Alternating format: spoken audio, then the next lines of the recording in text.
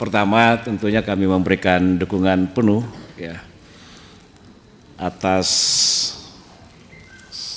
kinerja yang dilakukan oleh pihak kejaksaan, khususnya di jajaran Jampitsus dalam hal mengungkap ya kasus-kasus tindak pidana korupsi yang terjadi saat ini.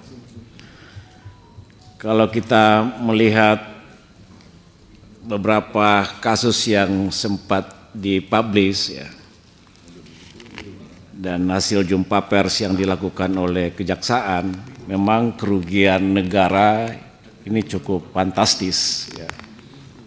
Katakanlah Pertamina seperti yang disampaikan lewat jumpa pers oleh pihak kejaksaan yang menimbulkan kerugian negara 968,5 triliun, ya kan gitu hasil jumpa pers. Lalu kemudian PT Timah 300 triliun, lalu kemudian Duta Palma 78 triliun, lalu kemudian Asabri 22 triliun, Jiwasraya 17 triliun dan sebagainya dan sebagainya. Cukup banyak ya. Nah tentunya masyarakat pun juga memang ingin tahu ya. Walaupun tadi dijelaskan oleh Pak Jampitsus bahwa persoalan hasil-hasil sitaan oleh pihak kejaksaan itu dikelola oleh Badan Pemulihan Aset ya. Ada badan tersendiri yang mengelola ini ya. Jampitsus hanya menangani perkaranya. Tapi masalah aset ya, hasil sitaan-sitaan dikelola oleh BPA di kejaksaan. Tapi paling tidak kami ingin mendapatkan suatu gambaran ya. Sebenarnya kerugian negara yang ditimbulkan ini ya, yang sudah dipublish sedemikian rupa, itu sebenarnya berapa sih yang sudah di-store ke kas negara kan begitu.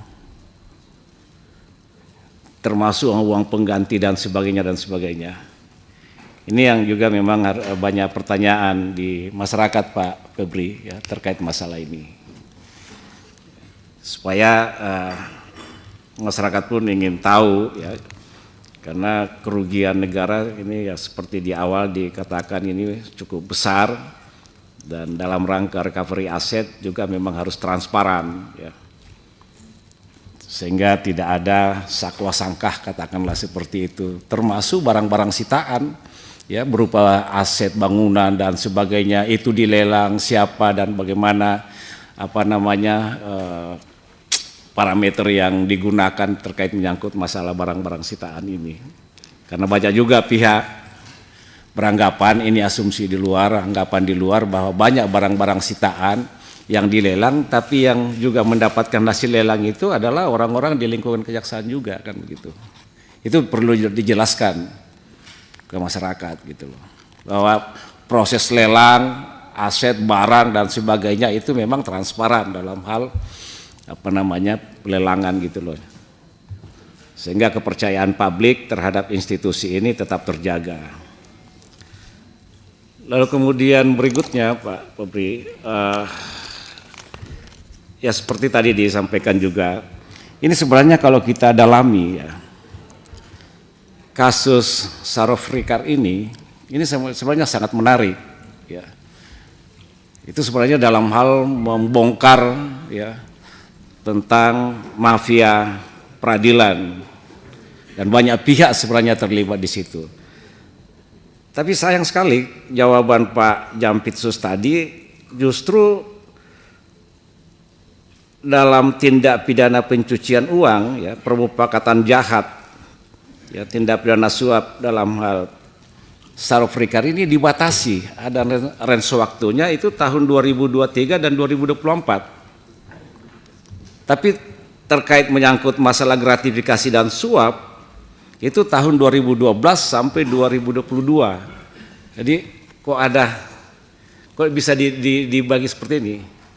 Di satu sisi menyangkut masalah suap gratifikasinya 2012 sampai 2022. Tapi kalau terkait menyangkut masalah TPPU-nya hanya dari 2023 sampai 2024. Itu apa? Kenapa ada pembagian seperti itu gitu loh. Jadi itu jadi pertanyaan. Itu di halaman 7, Pak. Ya. Mau dijawab langsung? Interaktif aja? Iya, bisa juga. Ya. Karena ini terkait, kan akan muncul banyak pertanyaan di situ, Pak Febri. Ya. Utamanya menyangkut masalah kasus Gulaku. Ini kan sudah mulai terungkap di pengadilan kemarin. Bahwa salah satu pihak yang memberikan suap ya di Mahkamah Agung itu terkait salah satunya perusahaan Gulaku, Gunawan Muhammad dan kawan-kawan kan di situ. Gunawan Yusuf, Pak. Oh, Gunawan Yusuf.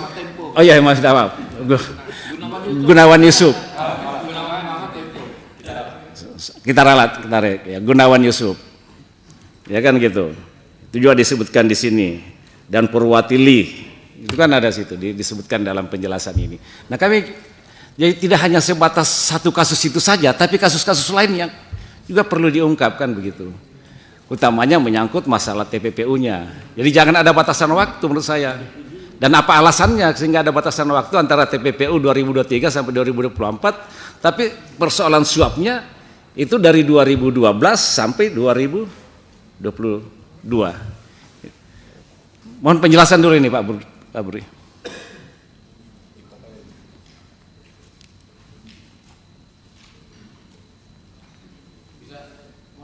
Iya.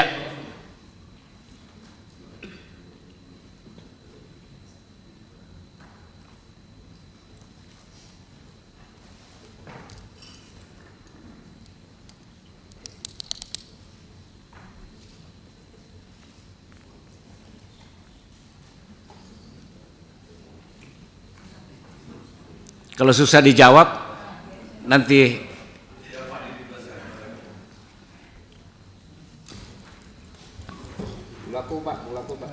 coba dijabarkan Gulaku. Soalnya kan terkait masalah agama ya, mana paham lah gitu.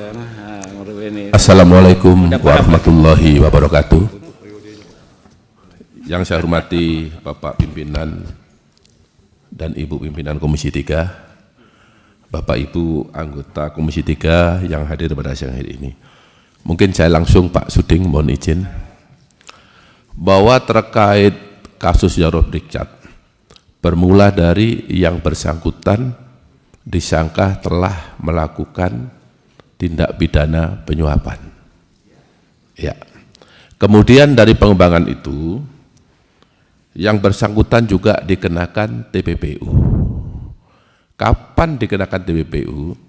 Sesuai dengan dokumen yang ada pada saya, bahwa TPPU adalah selama dia menjabat sebagai aparat sipil negara, yaitu 2012 sampai 2022.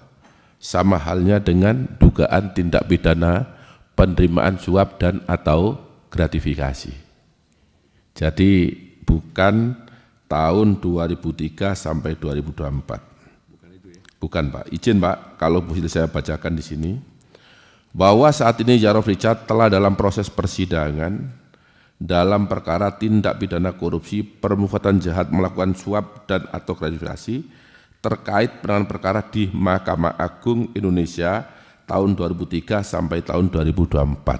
Ini maksudnya adalah merujuk pada penanganan perkara di Mahkamah Agung pada tahun 2003 dan tahun 2004. Ini untuk suap dan gratifikasinya, Pak. Saya rasa itu Pak Suding penjelasan saya. Terima kasih. Assalamualaikum warahmatullahi wabarakatuh.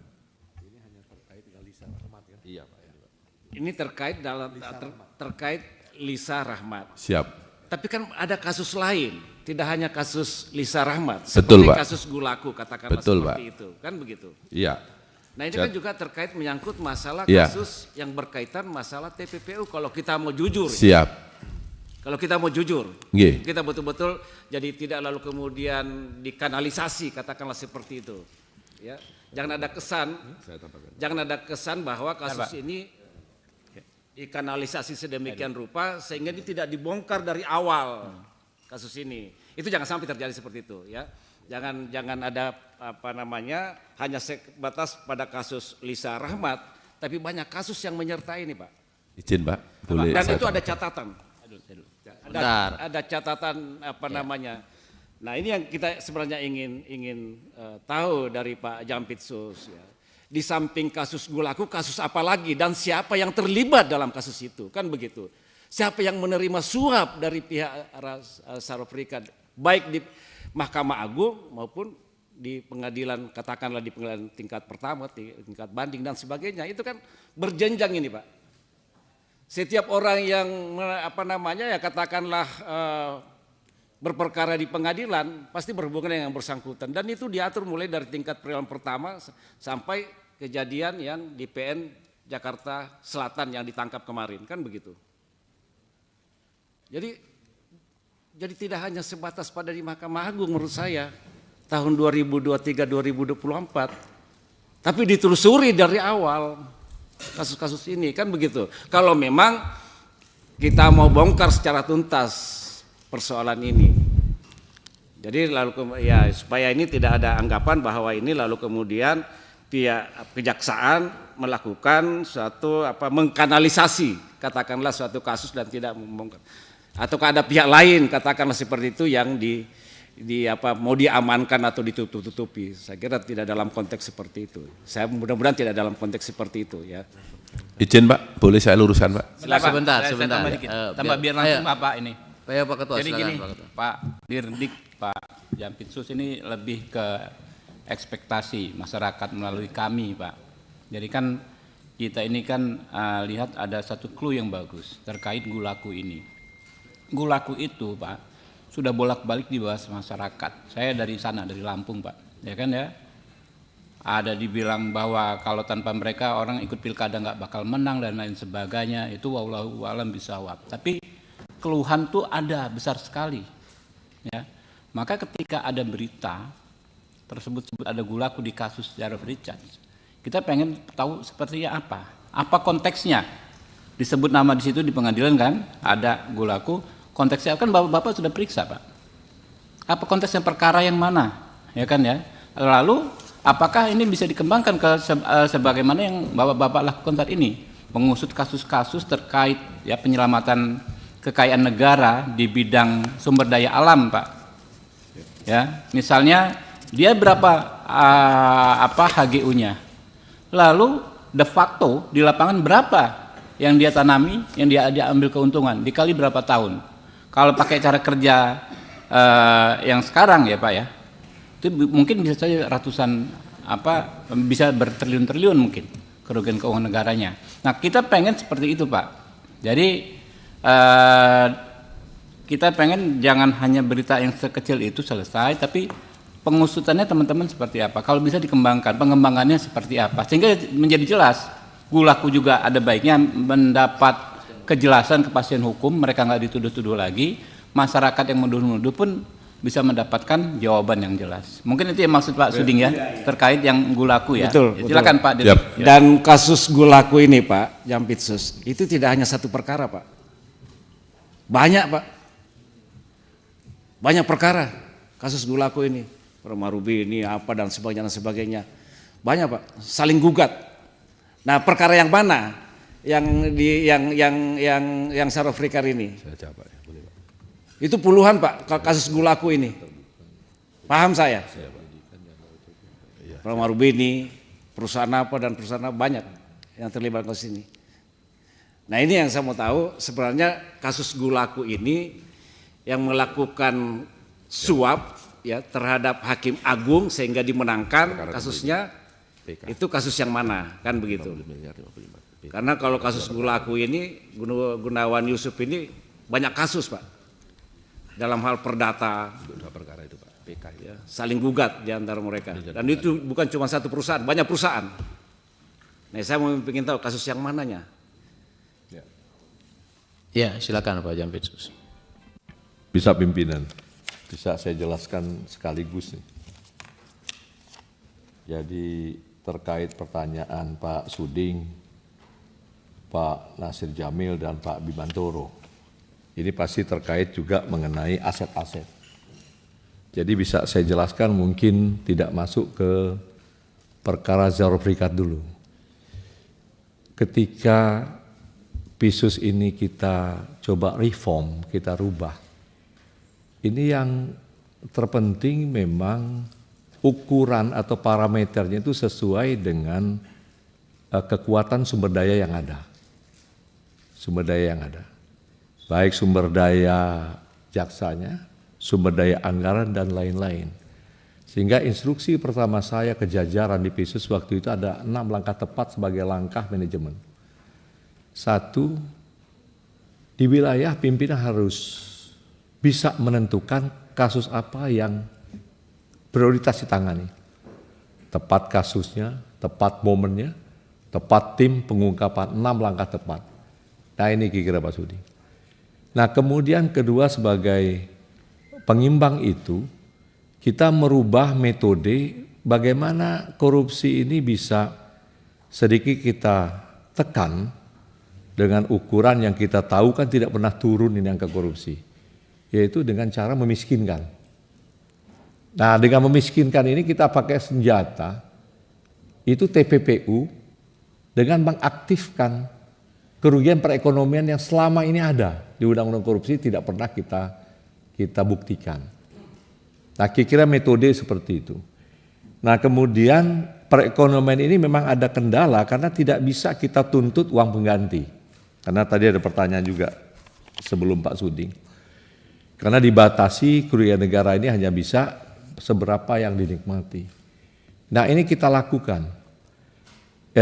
Untuk pertimbangan dapat dibaca putusan yang kita ajukan tuntutan untuk perekonomian, itu hampir seluruh perkara di pertimbangannya hakim setuju.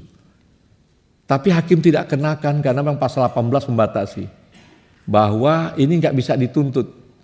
Nah inilah yang kita akan coba bawa ke gugatan perdata nanti melalui JPN kita. Tapi tujuan untuk pemiskinan sudah tepat. Nah itu kira-kira proses penanganan. Nah termasuklah penanganan-penanganan lain yang rembetannya terkait nanti ada perkara-perkara yang kita bisa ungkap besar. Itu selalu kita konsentrasikan dan fokus untuk pengembangan. Balik ke pertanyaan Pak Suding, termasuk perkara Zahro Prikat. Ini menjadi perkara prioritas kita yang di dalamnya memang sedang kita dalami nih Pak Suding. Sedang kita dalami. Tapi fakta yang ada ketika kita masuk, kita ketemu duit 1T, dan SOP kita juga jelas. Ketika anak-anak masuk, itu bagaimana menjaga supaya 1 lembar nggak hilang atau 1 ikat. Itu selalu kita wajibkan dia bawa keluarganya, bawa ketua RT, dan tidak boleh menghitung kecuali orang bank. Sehingga clear and clean ketika barang tersebut bisa dibawa. Ini kira-kira mekanisme berdalam yang saya buka sekarang di Komisi 3. Kira-kira seperti itu sehingga kita bisa jamin bahwa jaksa kita terjaga ketika membawa itu. Fakta yang kedua ketika kita temukan uang ini rentang waktunya panjang pengakuan Zahro Prikat. Sehingga yang menjadi tantangan kita adalah membuktikan sebanyak ini dari siapa saja. Dari siapa saja, kemudian ke siapa yang akan digunakan suap, atau apakah uang ini titipan hakim atau penegak hukum lain. Nah ini masih sedang proses. Apa bukti prosesnya? Zahro Prikat sekarang sedang kita kejar TPPU. Kita berharap dia mau bercerita banyak Pak Sudi. Termasuk di persidangan. Ada pertanyaan publik kenapa tidak dicantumkan? Kita nggak berani juga mencantumkan apabila jaksa tidak bisa membuktikan penuh tentang bulaku umpamanya atau tentang siapa. Gitu. Nah proses tetap berjalan. TPPU ini pun sampai sekarang ini ada 8 aset rumah mewah, ada 7 bidang tanah, hampir seluruh aset yang terindikasi selama beliau menjabat tersita dengan jaksa di perkara TPPU.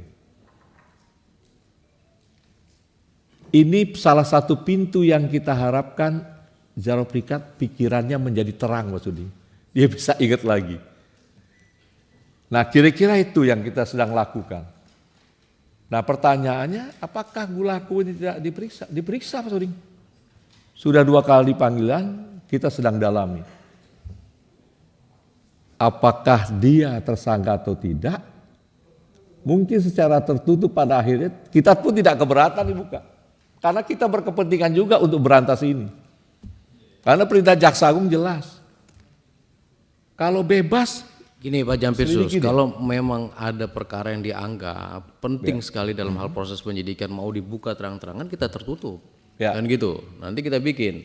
Tapi kalau memang masih bisa dijelaskan secara umum ya tetap terbuka. Ya, Ya silakan ya. Pak Jampitsus. Jadi saya pun tadi bilang ke Dirdik saya batasi karena ini terbuka. Kita juga nggak mau anak-anak kita di lapangan ini kesulitan nih. Tapi pada akhirnya nggak mungkin kita gantung, pasti ada keputusan nih. Tapi tolong beri waktu kami, karena semua perkara ini tidak semua sama. Ada yang bisa singkat cepat kita lakukan, kejar CCTV, kejar apa cepat kita bisa buka. Tetapi ketika dia bicara saya dari tahun 2012, kita butuh waktu untuk men-tracing ini. Men-tracing ini dari alat bukti lain, selain dari secari kertas memang kita akui ada tulisannya. Tapi barang bukti ini harus dihidupkan kembali oleh kekuatan alat bukti lain. Sedang kita dalami Pak Sudi. Kami mohon dukungan Komisi 3, mudah-mudahan ada juga masukan ke kita.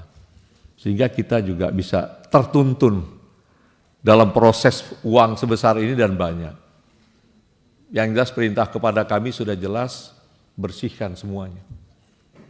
Bersihkan semuanya agar kita harap bagaimana perintah untuk membersihkan BUMN, bersihkan Pertamina, bersihkan Krakatau Steel, ini bisa terlaksana dengan baik sepanjang rekan terdekat kami hakim dapat satu garis. Nah ini kira-kira kami tidak ada keraguan sedikit pun, kami tidak ada yang ditutupi, cuma ini faktor teknis pembuktian. Teknis pembuktian yang kami pun tidak keberatan. Nanti pada satu waktu apabila Jaksa Agung menyampaikan oke, tibalah saatnya kasus ini keputusan, diundang tertutup, kita akan buka semua BAP. Kita akan buka upaya kita. Tapi sekali lagi, kami butuh dukungan Komisi 3 untuk dapat menjelaskan ke publik bahwa ini sedang kita dalami. Kami berharap betul dari TPPU yang upaya kami memiskinkan koruptor, ya termasuk Jaro Prikat ini, membuat ada 1-2 dari keluarga mereka, mudah-mudahan bisa kita tarik keterangannya, bisa kita membuat terang. Kami jamin yang menjadi keinginan Komisi 3, menjadi keinginan kami juga untuk bagaimana membersihkan dan menuntaskan yang kami juga kaget Pak Suding, anak buah kami mau pingsan menemukan uang sebanyak itu tergeletak di lantai satu tim. Jadi percayalah Pak Suding bahwa kita berupaya keras untuk melakukan pembuktian tersebut dan kami senang. Sekali lagi saya garis bawahi, saya senang betul kalau mau dikontrol Komisi 3 secara terbuka. Maksudnya dapat dialog terbuka apa yang kita dalami, apa yang kita dapat. Karena terus terang kami butuh dukungan Komisi 3. Kami sangat butuh dukungan Komisi 3. Tapi kalau sekarang selain ini bisa dilakukan tertutup, kami belum sampai nih Mas Sudi. Masih untuk keputusan terutama dari Lampung, Gulaku. Belum pada saatnya kita bisa karena ada beberapa anak-anak yang sedang melakukan pendalaman di lapangan terhadap beberapa pihak yang kita curigai. Kira-kira itu